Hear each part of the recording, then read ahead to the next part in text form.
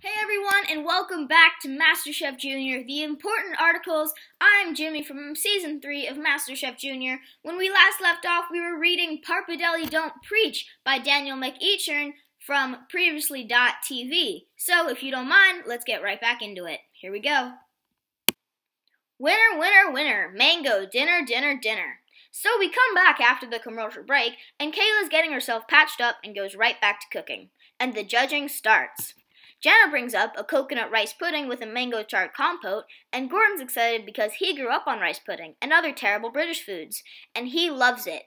OMFG, he says, and all the kids titter at his emphasis on the F, and he innocently says the F stands for food, because oh my food god makes a ton of sense. And Jenna points out, you have a track record, which was great. Then Joe spoils the moment by saying he loves it, except that the mango is overcooked. Like, shut up, Joe. Jack, age 12 of Chicago, has a charred wrapped salmon with coconut fish broth and seared broccolini and avocado mascarpone. Geez, I wish these kids would challenge themselves a little more.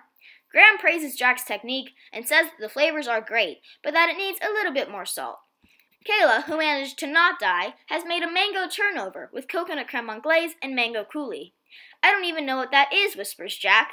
Joe says it's crispy, light, tart, and delicious, and Gordon says it's cooked beautifully, even though there's a tad too much pastry. The three top chefs all whisper congratulations to each other, which is one of my favorite things about the show, because I'm such a friggin' sook, and then Ramsay announces that the winner is Jenna, and it's not even after a commercial break, which is a major red flag that something's up.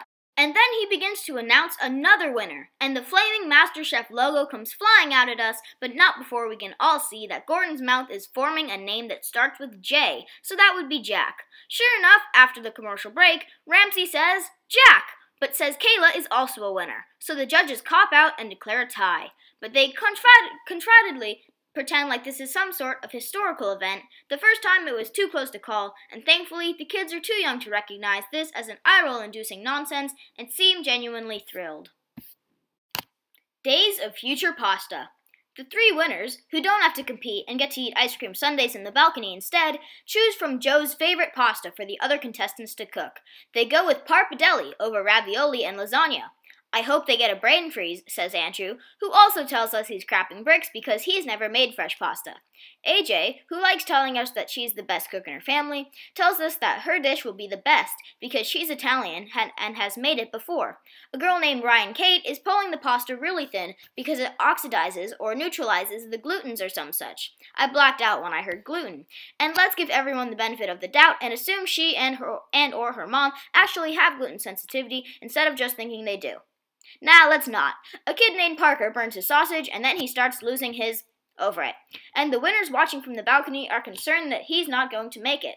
I really hope everybody makes it, says Kayla, who may be unclear on what an elimination test is. Again with a cliffhanger commercial break, and then Gordon swoops in to taste Parker's sausage, declare it not that bad, and then help him get back on track. I don't understand this. No vodka business. I think we get to see all of the kids' creations, so I'm not going to list them all here, but some of the highlights include Ramsay dancing around calling Andrew chubby by referring to him running around like a baby rhino, in contrast to the finesse he shows making beautifully seasoned bacon cream sauce. One Joe calls one of the best pasta dishes he's never tasted in MasterChef Junior, and it's too bad he couldn't fit just one more qualifier on that compliment to render it completely meaningless.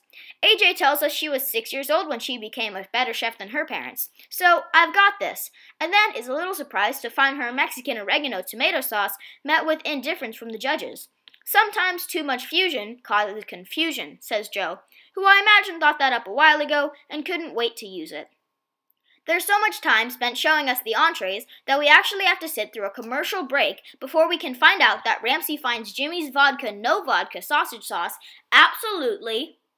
Commercial break, winter turns to spring, glaciers recede, the stars overhead wink out one by one. Delicious. In the end, the judges decide that Jimmy, Andrew, and a girl named Ryan Kate, she made the tomato basil sauce, to be the best. And they cut down 5 kids. Philly, who didn't salt his red sauce enough. Gianna, whose pasta with pesto sauce, according to the on-screen titles person, was uneven.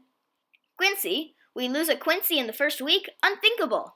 AJ, who has to return to the family that she was trash-talking, and Parker. Not even Ramsey was able to save his sausage Pappardelle. The verdict. Look, I like Masterchef Junior as much as anyone, but that doesn't mean we have seasons running around the calendar. I'm against football on Thursdays, too. Oh, who am I kidding? I'll watch it till it comes off the air.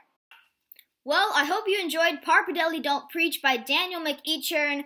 I'm Jimmy from Masterchef Junior Season 3, and I'll see you next time.